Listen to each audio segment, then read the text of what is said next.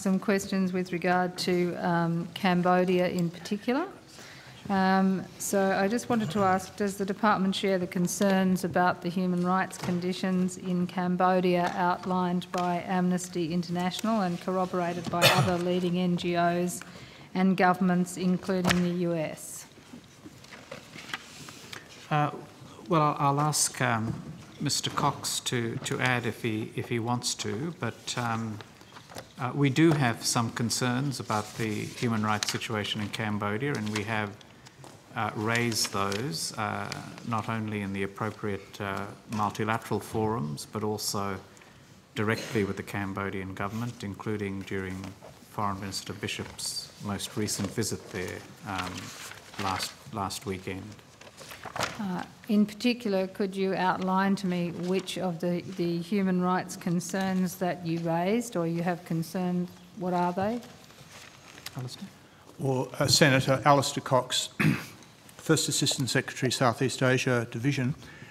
At the recent UN Universal Periodic Review, Australia made a statement on human rights at that time, and that was reiterated by Minister Bishop during her meetings in Cambodia last week. So she reiterated the key points of that statement at Geneva. So what were the key points? What is the main concern Australia has? Well, we were concerned about the violence on the 2nd and 3rd of January when violence broke out against garment workers and other protesters in Phnom Penh. We have been concerned about just the general situation of some of the protesters over the situation, the political standoff in Cambodia, but the Minister was also able to welcome the 18th February agreement between the government and the opposition to work on electoral reform processes going forward. So we did reiterate our concern about the human rights situation, but also encouraged the government and the opposition to work on compromises on the electoral reform agenda. So on the electoral reform agenda in particular, you would be aware that opposition leader Sam Rainsy and others have been calling on the international community, including Australia, to condemn the electoral irregularities that occurred at the election, and the only reason the opposition agreed to that proposed deal, if you like, with Hun Sen was that they actually looked at the irregularities, and I understand that hasn't happened. Why didn't Australia or did the department advise the Minister or the Prime Minister to raise internationally concern about the irregularities in the election in Cambodia? Senator, well, we don't go to the content of our advice to the Minister. Okay, so I'll ask the Minister, did the government consider making some public statement about the irregularities in the vote in Cambodia, given that the opposition there was calling for it and Australia's role previously in Cambodia? I'll take that on notice. Thank you. So given what you've just said about violence, about the situation, the crackdown on the protesters, about the impending likelihood of further national strike in Cambodia, can you tell me, has the department provided advice to the Minister in relation to sending asylum seekers that have arrived in Australia to Cambodia? I think that goes to the content of advice to the government, Senator.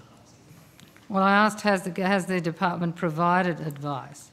Yes, but then you went on to describe with particularity in a way that were the question to be responded to might reveal the content of any advice which may or may not have been provided. All right, well, let me ask another question. Did the Minister ask in Cambodia for the Cambodians to take asylum seekers from Australia? I'll take that on notice. Well then, can you confirm that reports have been made in the press that Hun Sen would take serious consideration of the request? Are you able to confirm that any request was made in relation to asylum seekers by the Minister? Well, I think that's really the same question as you asked a moment ago, so I'll take that on notice. So perhaps then you would take on notice whether there was any conditionality put by the Minister to the Cambodian government about Australian aid and taking of asylum seekers. Well, these questions about whether an issue was raised with the Cambodian Minister by Ms Bishop are all questions that I will take on notice. All right.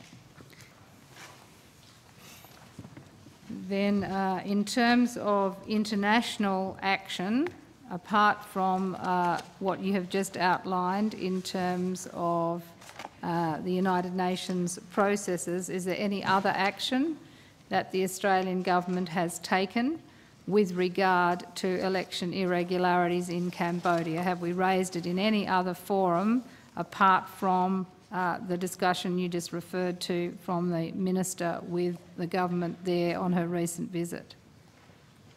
Well, the Australian ambassador in Phnom Penh is in regular contact with the government in Phnom Penh about a range of issues and has raised concerns about the situation on the ground there in different dialogues with the Ministry of Foreign Affairs and with other agencies of the Cambodian government, and is monitoring these situations very closely. So we do that through our embassy in Phnom Penh, Senator.